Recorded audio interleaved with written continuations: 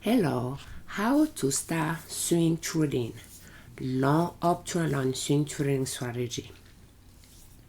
First, you open a brokerage account with a good, reputable brokerage firm.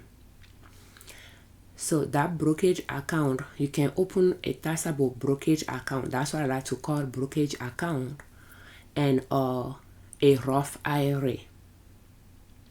If you are working, you are qualified to have a Roth IRA. Is a tax-free retirement account if you are earning income below a certain threshold, and you can have that.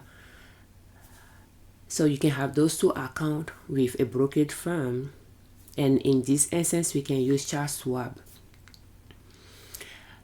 Second, you can start investing in your account, and you link your checking account to your brokerage account so that you can transfer money. So you can start investing $100 if you can, and let's just take the Roth IRA to begin with, or the brokerage, either one. You start putting money in it. The Roth IRA has a limit on how much you can put in it in a year. So in this instance, we can just either one. With the brokerage account, the taxable brokerage account, you can save whatever amount you want to save in it. But when you are trading there, it's good to estimate your tax to see if you need to make a quarterly estimated tax to IRS in your state, and start putting money in the account. So we are going to continue this example with the brokerage account. So if that's $100 you found a month, transfer it to that brokerage account. So now that you have those two accounts, you need to start looking for stocks that you like to swing trade, and at the same time pick a swing trading strategy that you like to swing trade with. And in this instance, we are going to use long option and swing trading strategy. As a beginner swing trader, it'll be good to start with large cap stocks. And large cap stocks, they are stocks that have that are worth 10 billion or more. And if you are using Schwab account, you will be able to pull a list of those stocks. You'll be able to pull the list of those stocks, and I have a video on how you can extract that list, a long list of those large cap stocks, and you save it on a spreadsheet, and from there you can search when they went public. You'll be able to have access to that information on Schwab as well, and you'll use that to narrow them down to the ones that are now that has been around for a while. They are now young companies.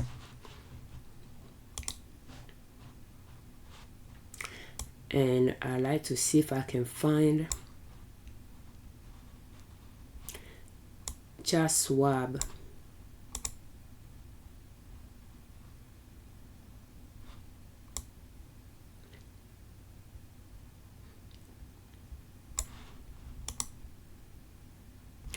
So on their website, under research tools, you'll be able to click on stock screener, and from there, when you click on basic, you'll be able to filter by checking market capitalization, and if a price is a factor for you, you can check a price. That way you'll have the list with all the price as well. And exchange, the market that those stocks are selling. So you'll use the market capitalization to select just the large cap, and the market capital and the market they are selling on. You will select NASDAQ and New York as stock exchange, so that you can narrow them down to those strong companies, and you will extract them out. So when you extract them, you will export them as a CSV and save it on a spreadsheet.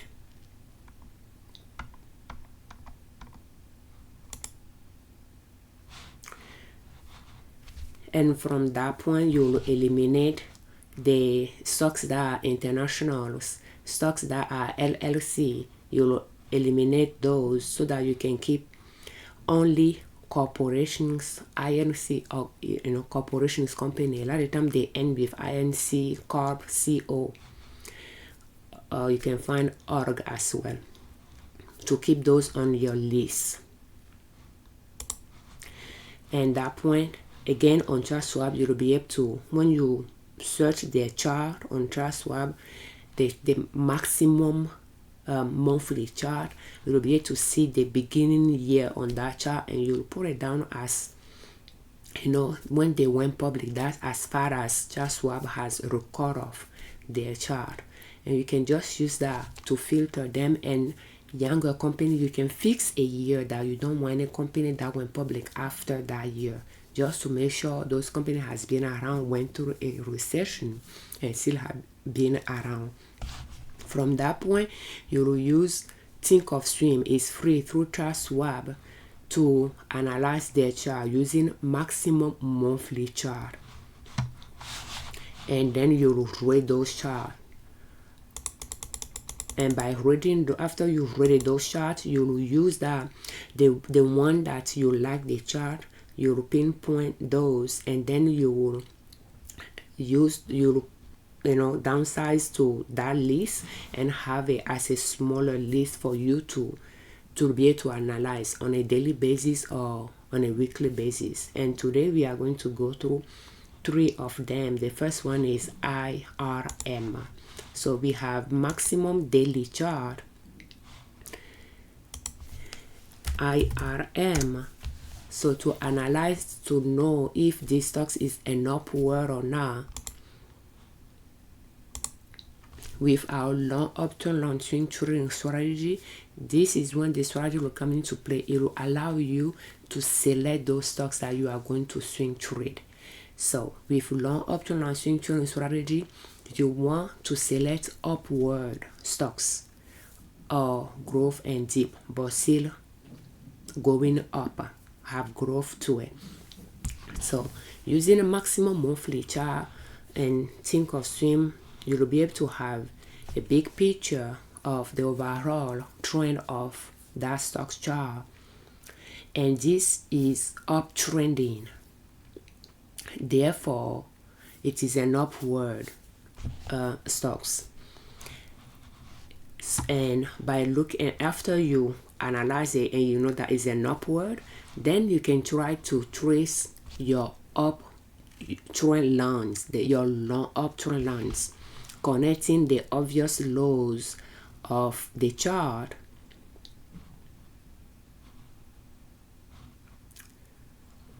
going toward the price. The price is on the y-axis and the date is on the x-axis, and you'll continue tracing, going closer to where the price is currently.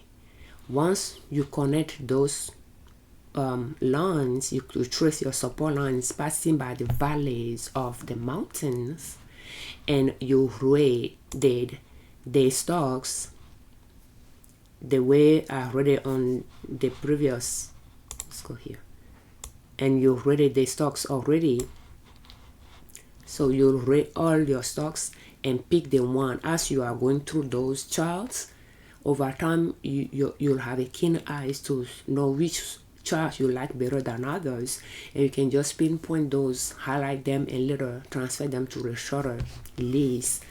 And from that point, you trace your support line. So you can do those things in batches. First, have the overall idea of the chart ready on your master list, and later once you have a shorter list, you can do it again and then trace your support lines. So once you are done tracing the support lines, you go to maximum daily chart, and you might trace some more on the maximum daily chart, and those lines will be a lot shorter, still more than a year, but not as long as the one you trace on maximum monthly chart. When you are using Thinkorswim, you have your drawing session that you can use your drawing tools, and I like to use the trend line to trace those support lines, and later you will be able to use the arrows when you start buying stocks to select where you purchase the stocks, to put it right underneath the bar of the day where you purchase the stock, and when you sold the stock, you'll do the same and just reverse the arrow. And that's just something I tend to do.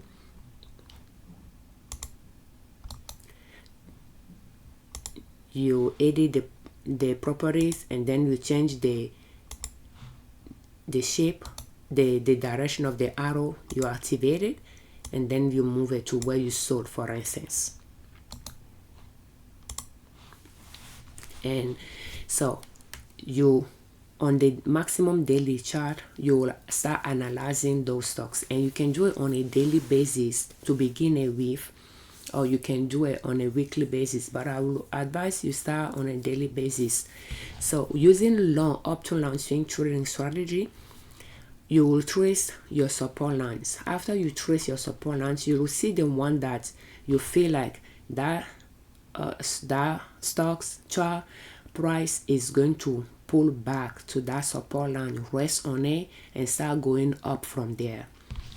And when you'll have multiple support lines, the ones that you feel like can be where the valley is, where the price will follow to and start going up from there, you can color code it, because by default the color could be different, and then you can use different colors.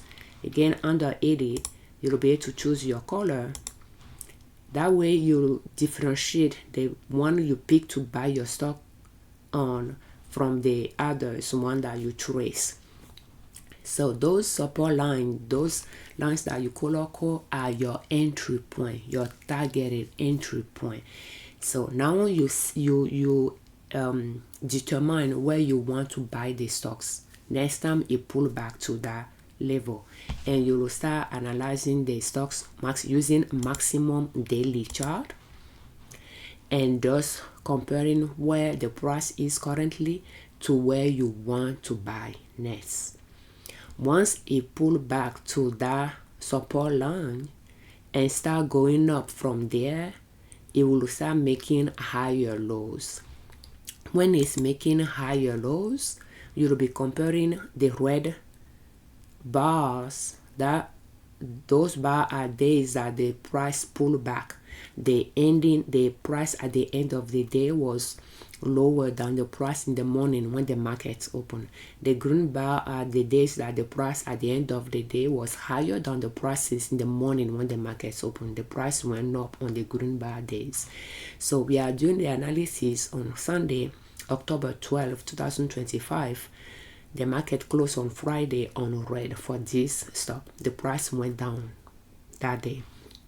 So you'll be comparing the red bar delimited by the green, so the last red bar before a green bar, to the previous one, and looking for a higher low. So for instance, this, we can use some obvious one. So this, for instance, is lower than this red, which is about the same level as this one, and this red bar is higher than this red bar here, which is higher than this one here, which is higher than this one here, which is higher than this one here. So you have an uptrend going on there.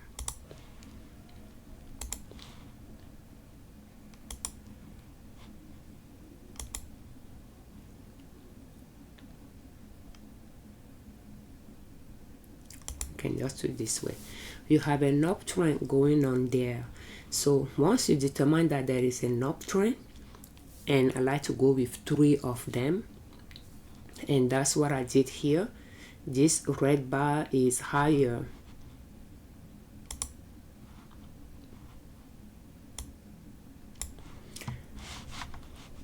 This red bar is higher.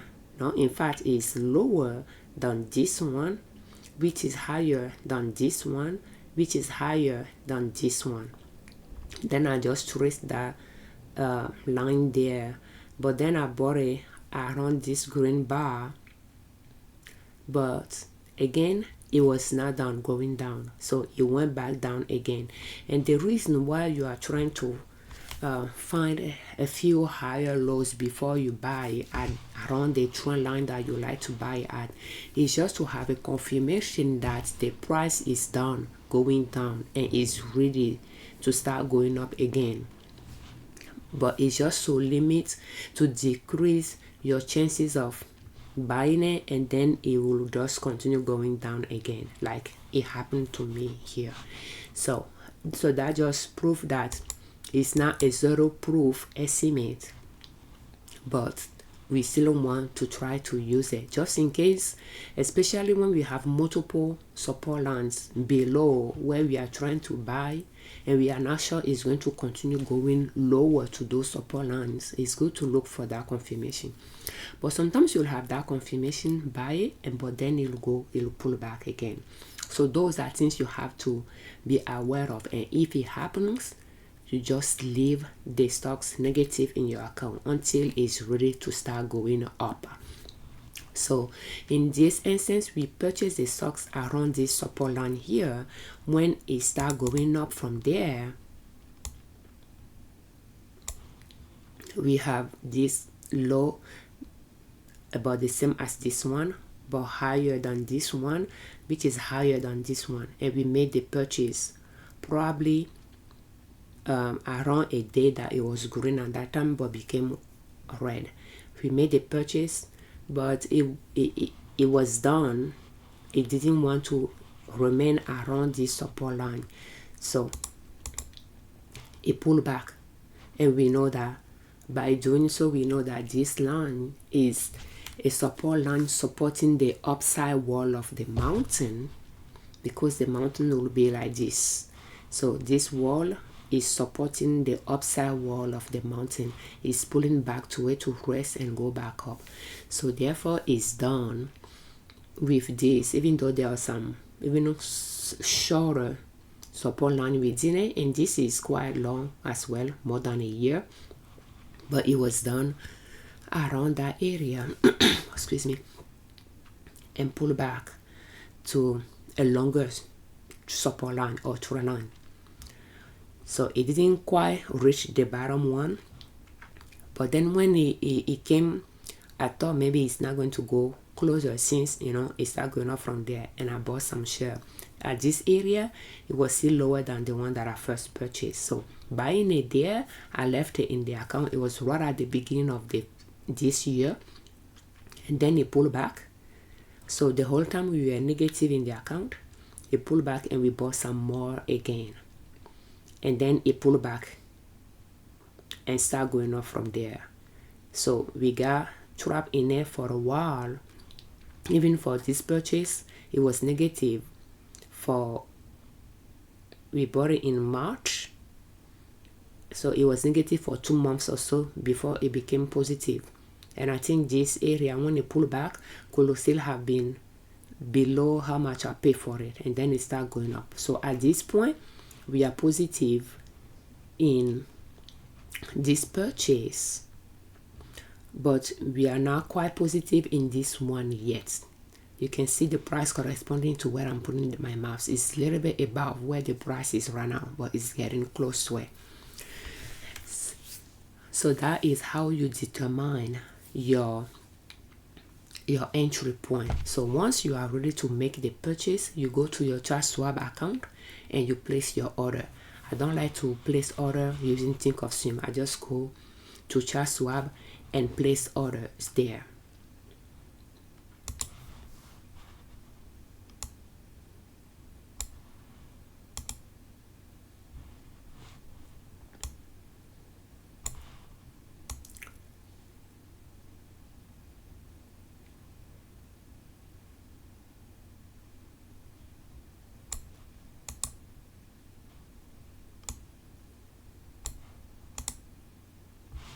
and you can just place your order. Let's say want to buy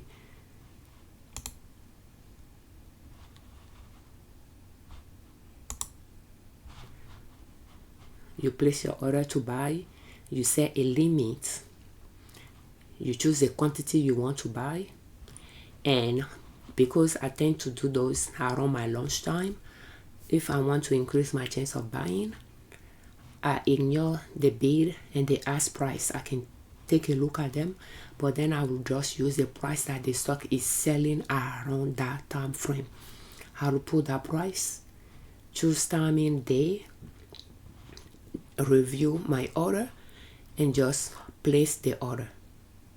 So that day when the stock reach that price, it will buy for me, and it will buy the quantity that I wanted to buy. Excuse me. So that is your entry point.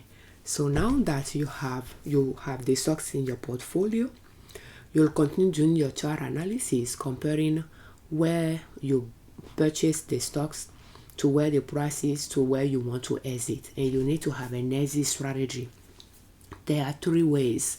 Three ways. Let's just say 3 ways. The first one is the next high.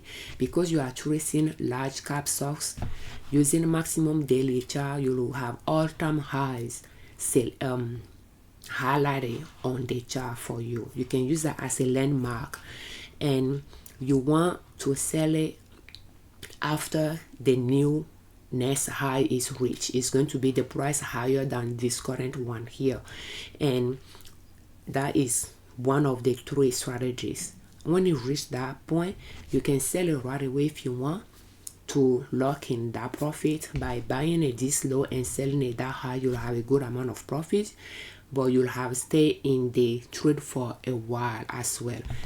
So the second strategy will be to see last time that it left that support line going up to that previous high. As soon as it reaches it, you will compare the dates from there, which is December 2023 all the way to October 2024 before it start going down. So almost a year, 9 months or so excuse me, that it claimed after it reached a new high, leaving that support line, it continued going up, of course, going up and pulling back for almost 9 months before it was done with that claiming, and then start going down. So therefore, if you buy at a support line and it reach a new high, you can estimate that if it's going to repeat the same pattern, it could still be on that rise for 9 months or so. And you'll ask yourself if you want to stay in the trade longer to accumulate more profit. If so, you don't need to stay in it for 9 months because it may not reach that 9 months. So you can go with half of that or 2/3 of that time frame to stay in the trade. So that's your second strategy. And you estimate what that month will be from the time you reach that first next new high, the dates, and from there you can escalate it to see or extrapolate it to see what the next with time frame that you are targeting to exit will be. If you are going from 9 months for this instance, divided by 2 is 4.5 months. We can just say 5 months or so, or if you want to stay 2/3 of that, what that will be, or you can say 6 months. You will stay in it for 6 months. So from when you reach that new high, you can add 6 months to it and keep that in mind. And you can take a note on next to that stocks that you purchase. You can add a note in the margin of it as well for that month for your exits. That is the second strategy. The third strategy will be to quantify that exit point. So you will see the last time it touched base with that support line, the price corresponding to it was around $57. So if we take our calculators here, you will divide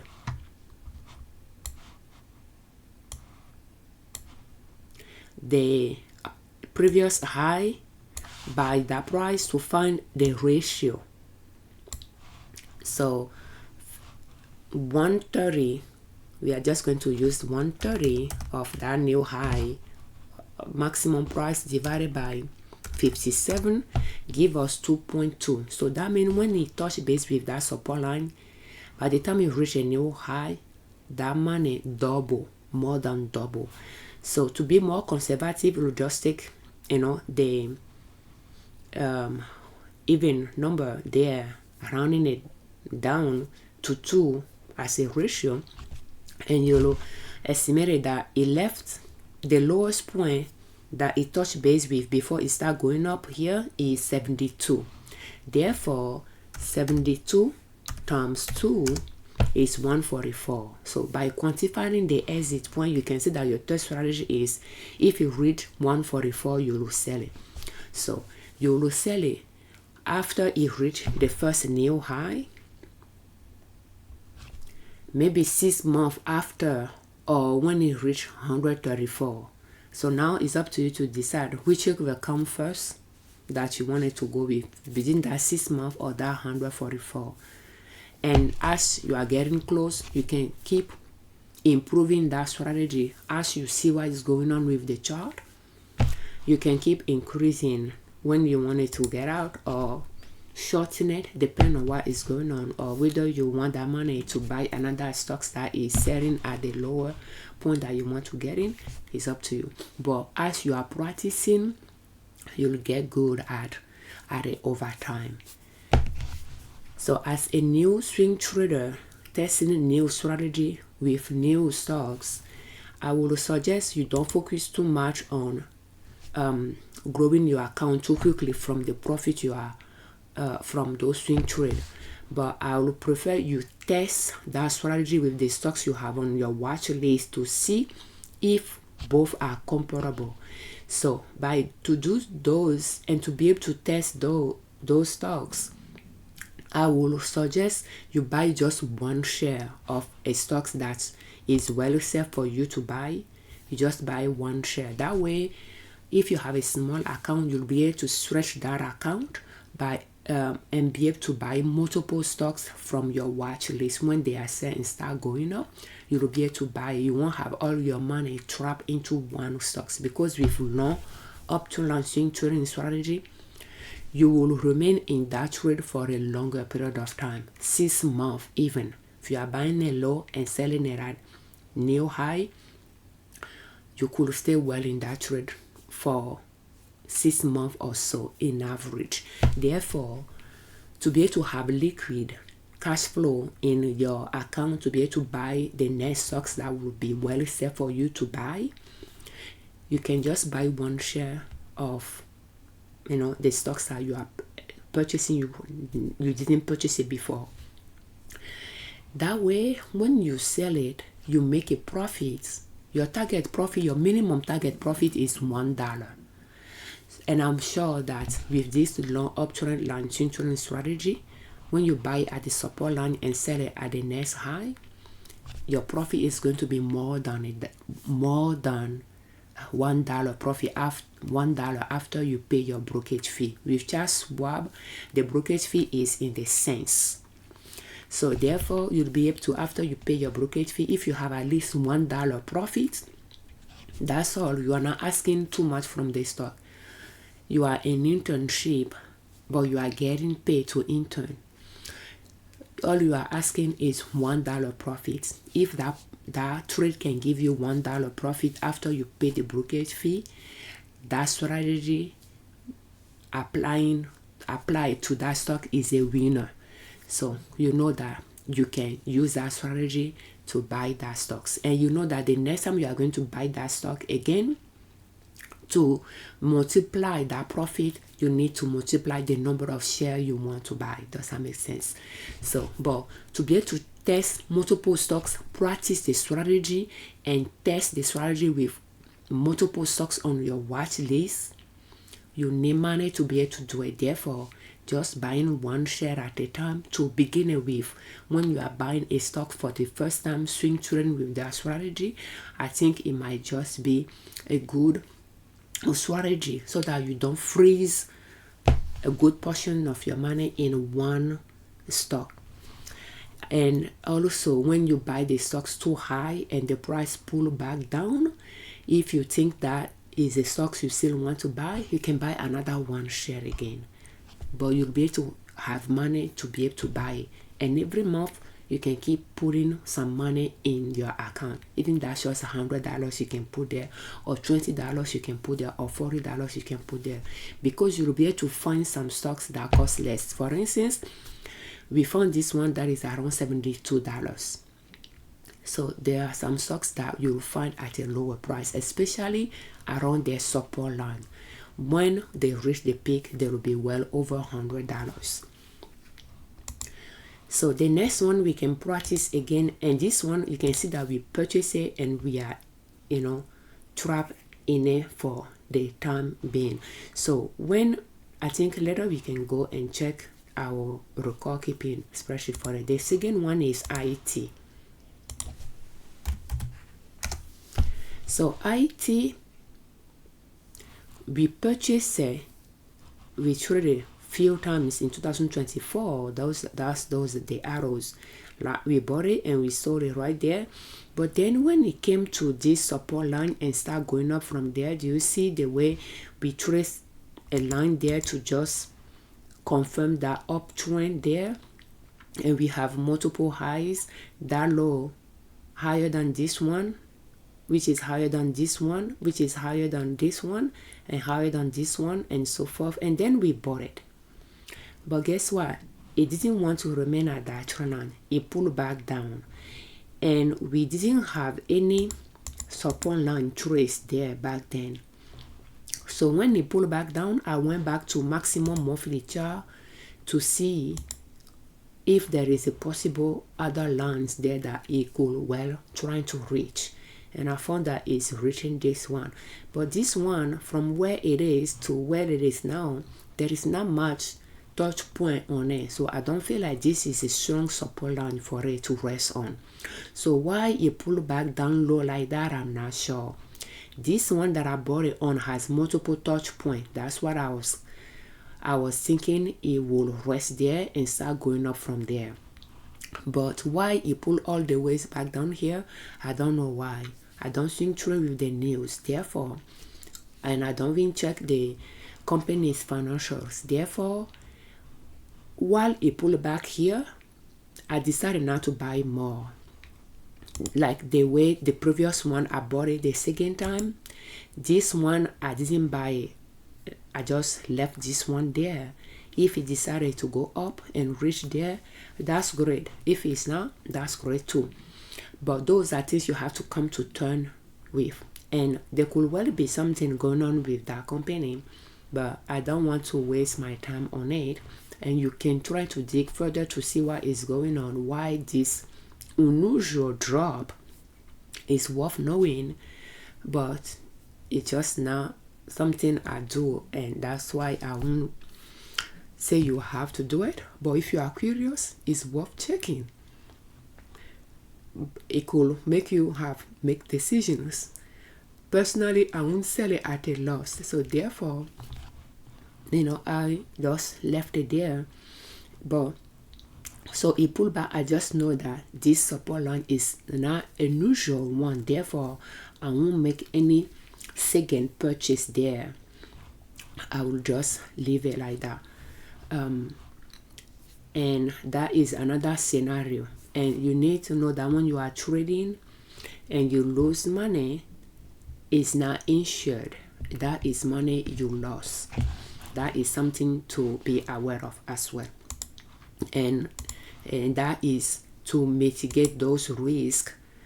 It's good to pick strong stocks to work with.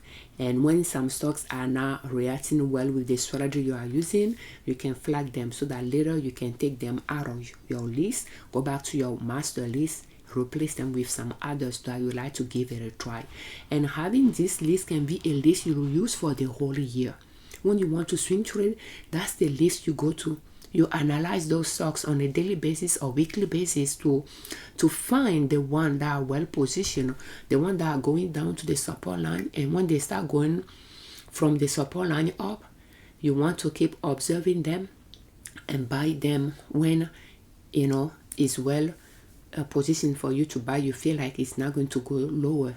From there, you buy some share and you do your hard work to select those stocks, and you just analyze them. And when you flag some that are not reacting well with the strategy you are using, at the end of the year, you take them out, you replace them with some new ones, and give them a try again the following year. Over time, you'll have a curated list of stocks that you are familiar with their pattern because you have been trading them, analyzing them on a regular basis. And to grow your account, you just buy more share of those stocks that you previously swing traded using that same strategy. You do not get riskier. You do not change the strategy to scale your account, to scale your profits. You just buy more share and repeat the same process. Just buy more share from then on for those stocks that you already traded. So we are going to analyze J, and I have not purchased J yet, I believe. So we have those two support lines that we like to buy at. They are longer than 1 year time frame. Those are the year 2025 time frame, 2024, 2023, and so forth. So right now the price went down, but it was after it reached a new high. So we don't know if it's done going up or not. I will doubt it because it touched base with that support line. We didn't buy it, and it went up. At this point, it reached a new high. So we just have to wait for that to go down again. And yeah, so we are not going to buy just yet. We are just going to keep observing it because it's way past where we want to buy. It touched base with it and start going up. We didn't buy it. Maybe we are hoping it'll touch base with this one also. But again, that is an example of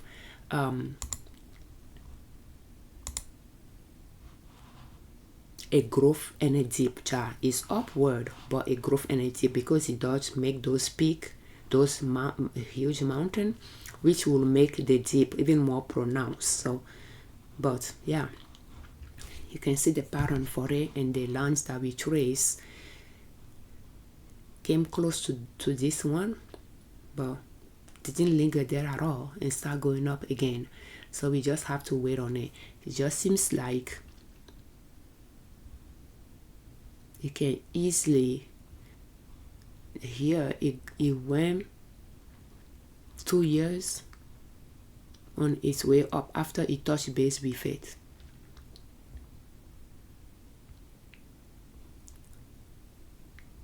Two years before it reached that peak. 1 year it reached here, pull back, and within a year it reached there as well. So let's go back to maximum daily chart. So that is how you will do your analysis. Compare where the price is to where you want to buy. If it's too high, is not close to it, you move to the next stocks. You just analyze them very quickly. And when it's getting close to that support line, then you pay close attention to it when it start going up from there to see where you want to buy it. If it's giving you an indication that it's going down by having higher lows. After 2, 3 or so, you can buy at the first or second green bar that follow a pullback. But keep in mind that it could turn around and go back down before it start going up again. That's why when you're about to buy, you can compare how it behaved around that same support line in the past to see if it lingered there for a while before leaving. That way you know if you need to wait a little longer or if it's okay to buy. If it turns around to go lower, you just stay in the trade until it's ready to start going up and past the level where you bought it for you to start seeing profits in your account. That is how you start swing trading using long option long swing trading strategy. And when you are trading is good, you track your trade. If you are doing it in a brokerage account, not in a Roth IRA, you'll need to estimate how much profit you are making. And those profits, you'll estimate tax on them as well, so that on a quarterly basis, you can pay your estimated tax to IRS and to your state.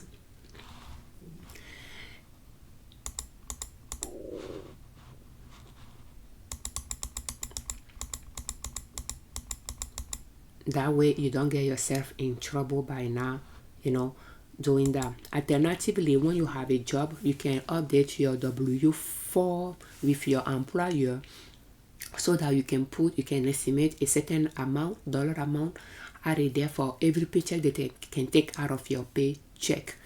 That way you can pay more tax through your employer, allow your employer to withhold more tax. That way you won't have to make estimated tax. But I made a point. I used to do that in the past when I have multiple part-time jobs and I have some side business. But with this swing trade, I decided to just do our estimated tax payment. That way I don't rely on my employers for those things that I should have responsibility on. That way I learn to calculate those estimated tax and make them on a regular basis, to learn the habits of doing it, because that is a responsibility of mine. It's now when I stop working that I'll try to figure it out. I'll have figured it out by then, because then I won't have any employer to rely on to withhold tax out of my earning. Does that make sense? So, but yeah, if you are doing it in a Roth IRA, then you don't have to worry about that, because that Roth IRA is not taxable.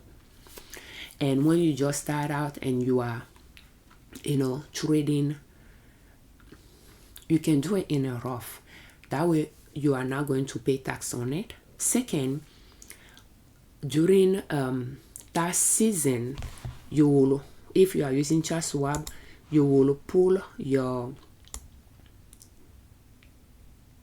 1099. You'll pull your 1099 out, and you will use that to file your 1040. So if you are not filing your own taxes, somebody is filing it for you, you'll pay more money if they are going to put those 1099 information in the return. So that's something to keep in mind.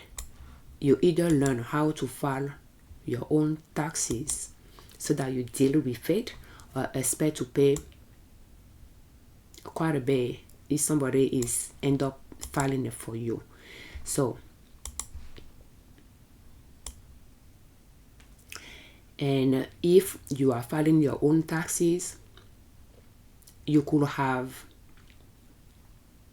a law to put in your tax return when it comes to those transactions, those swing trades that you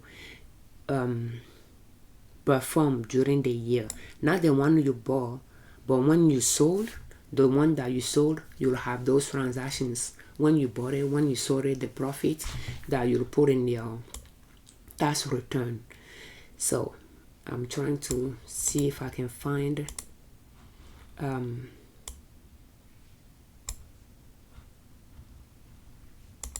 I know that I came across it, but anyway, at the top of Schwab window, you'll be able to find statement and tax form. If you click on it, you have 1099. That's where you'll pull the 1099 from, and you'll be able to download it as a CSV to an Excel spreadsheet. You'll be able to have access to the PDF version as well. Yesterday, I noticed that even on the position, like your portfolio page, they call it position, you can access your gain and your losses. There is a button in the top that you click on, and that is a good feature. I don't know if they have it before, but that is a good feature that will allow you to access those pretty much those transactions throughout the year. But in the past, I only have access to it when I pull the spreadsheet version of the 1099, and then I'll try to organize those trades to be able to put it on my in my when I'm filing out my husband and I's 1040. But it is a work, and yeah, and pretty much all those trades will go in it. I think there is a way around it, but the way I have found with this long option trading strategy, you are not trading often the same stocks. So, but if you have 80 stocks on your watch list and you trade all of them, purchase and sold all of them, which you will likely you will have purchased, but you may not have sold all of them, depending on when you bought them, if it takes a while for them to reach the new high. So if you have about 40 of them that you purchased and sold that year, expect to make 40 entries for them, unless you just want to put the total proceed, the total cost basis, and the profits. I think there is an option of doing that as well if those were reported to IRS, but I just prefer, because of all the option gray area that you can encounter when you are reading those tax publications. I just found that it's just easier for me to avoid making a mistakes. Now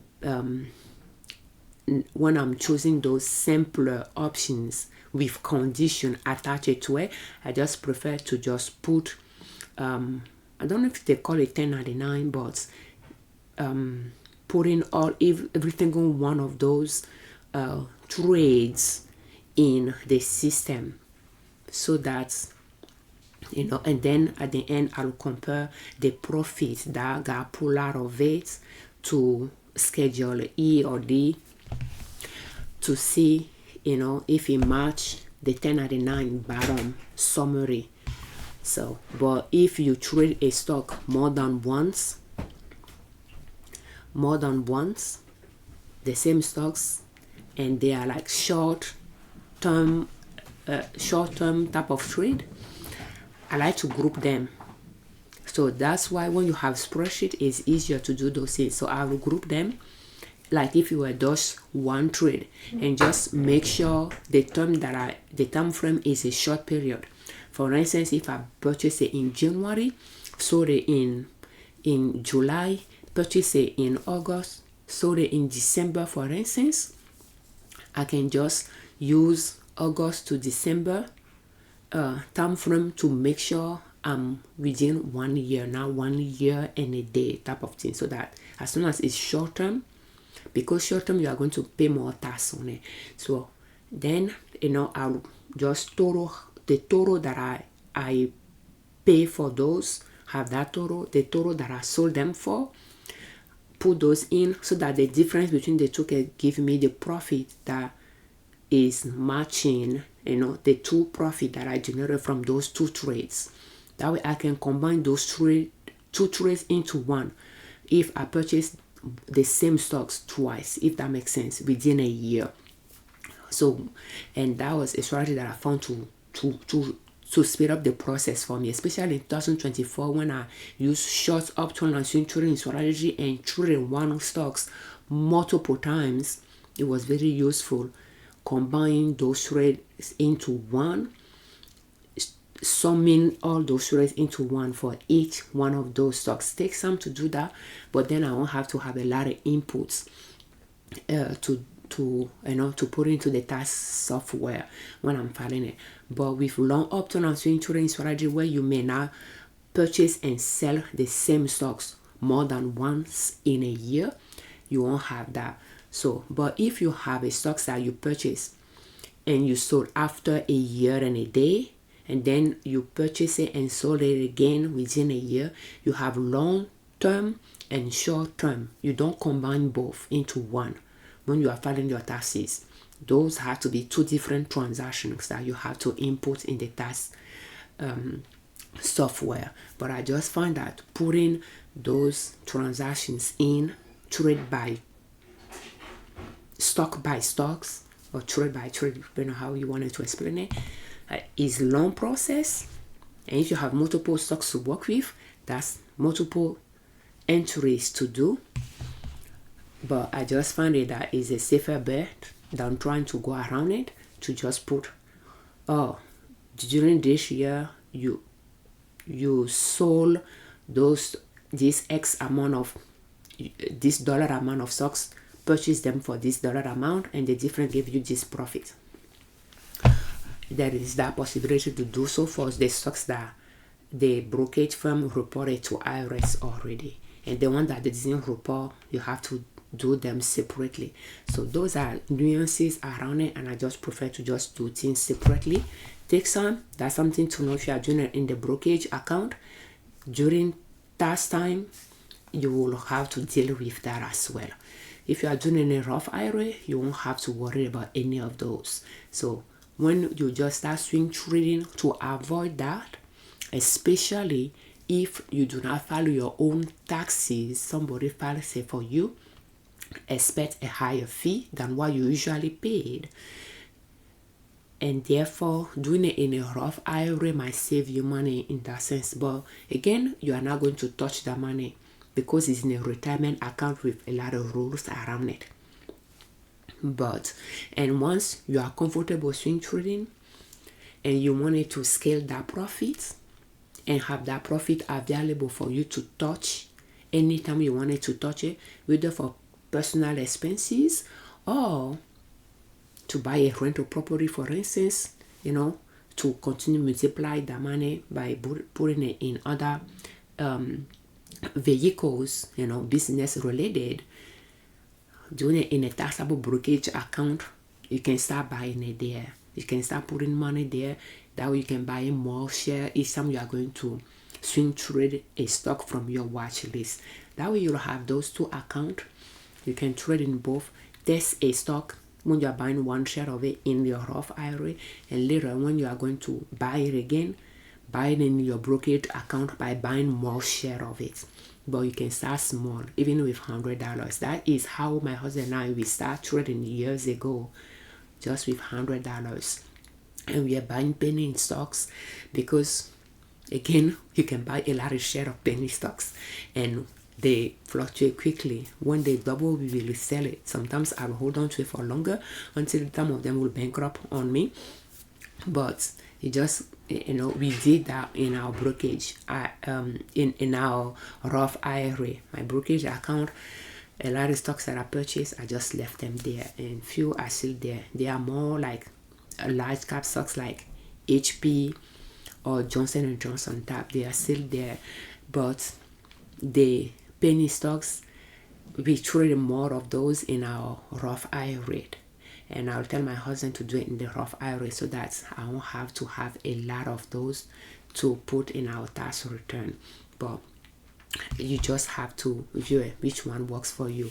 What I like about the brokerage account and this swing trade, I'm doing it in a brokerage account. My husband and I's joint brokerage account. Because you can have a joint brokerage account. We have a separate brokerage account, we have Roth IRA, and we have joint brokerage account. And I'm doing this in a joint brokerage account.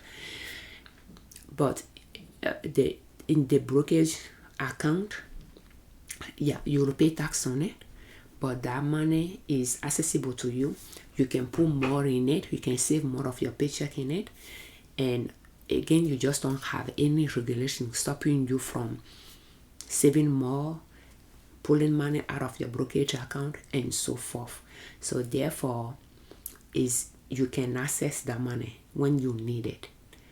It's not, in a tax-free account when you have all those rules around it, how much maximum you can put in it in a year, and you can only touch it after you have it for 5 years, and you can touch your capital but not the profits after 5 years of having that account, and you can only touch that profit tax free after you reach a certain age. There is just those rules around it that you have to know the rule so that you do not get penalized.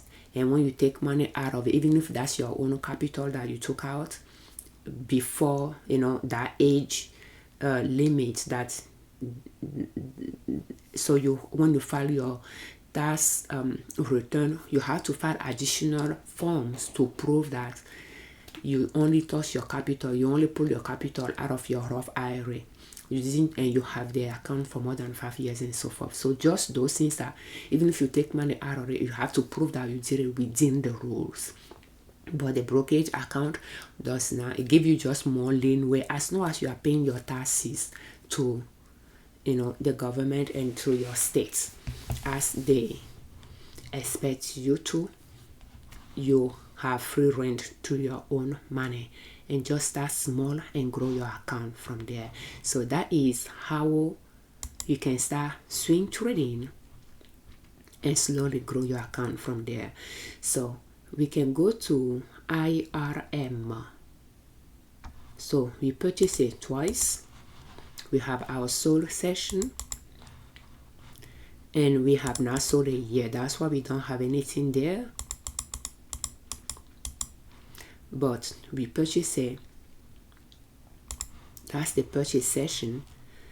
The first time we pay 110. The second time we pay 89.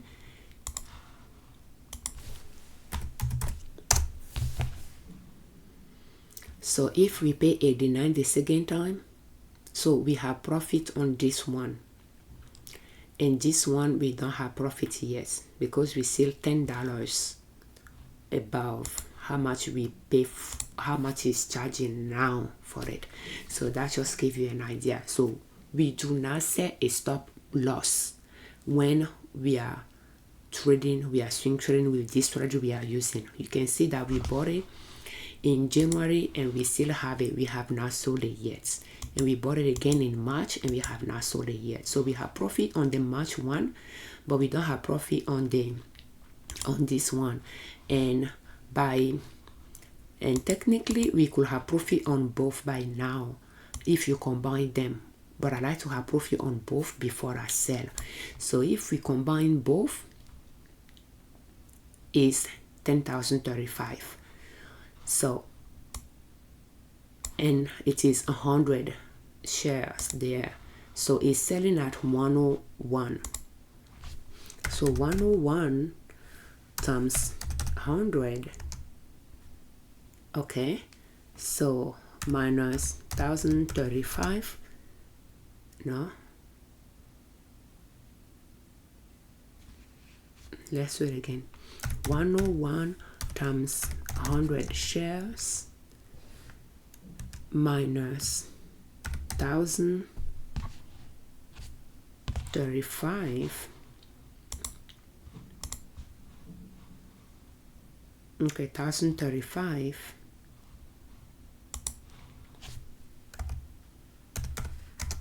So we have about $65 profit there already, but because of how low we bought the second one. So we are profitable in both trade, but we are negative in the first one and highly positive in the second one. So to the point that it pretty much we broke even in both trades, but I'm not selling it just yet. And clearly the IT one,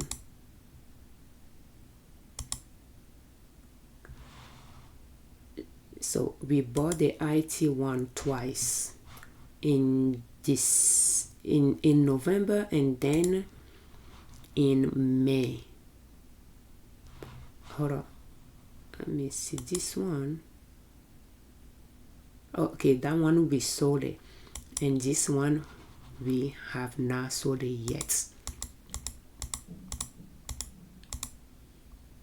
Okay, so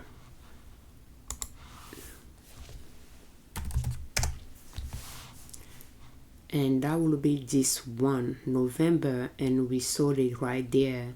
When we are using short option and swing trading strategy, we bought it a few days and sold it and so forth. And then we did it again and we sold it and we just wait. Because in 2025 we decided to use long option and swing trading strategy so that we don't have multiple trades like that of one stocks in 1 year. And the reason why I prefer the long option and swing trading strategy is because I ask myself, making those multiple trades and comparing the profit from each trade, totaling them, versus when I purchase it here, which will be pretty much somewhere there, is 408, and then sold it here 574. The difference between those two prices versus the sum of the difference of those trades, the profit between those small trades, when I sum them up and compare it to the difference between this purchase and this, which one gave me the highest profit? Based on that, I decided I'm going to use long option and swing trading strategy in 2025, and I found that to work well with a busy schedule than using the shorter version of it and buy and sell every few days. There is a lot of record keeping to do, a lot of tax entries to make during tax return as well than this. But yeah, and then we made this purchase and we have not sold it yet. So, but that is, yeah, those things to keep in mind. You don't need to put a stop loss, but so for you now to do that, you have to pick good stocks to swing trade to begin with, so that when you purchase it, it turns out that you purchased it too early at a higher price, you just let it be in your account while you wait and keep saving money and buy some other stocks on your watch list. And some of those stocks will pay you dividend while you are waiting on them, and you'll earn some cents from those trades as well. So thank you so much for your time. We thank you very much for watching our videos. We thank you very much for your comments. Thank you for subscribing to our channel. I'm Afiavi Liberman, creator of Liberman Consulting, LLC YouTube channel, and ninasoap.com, our blog. On our channel and on our blog, we share different ways to save money and different ways to make money to reach your financial independence, where you do not depend on an employer to provide for your family. And swing trading is one way to make money. Just start small, one share at a time, and grow your account from there. Thank you. For more of our swing trading related videos, please check the playlist in the description of this video. Thank you for your time.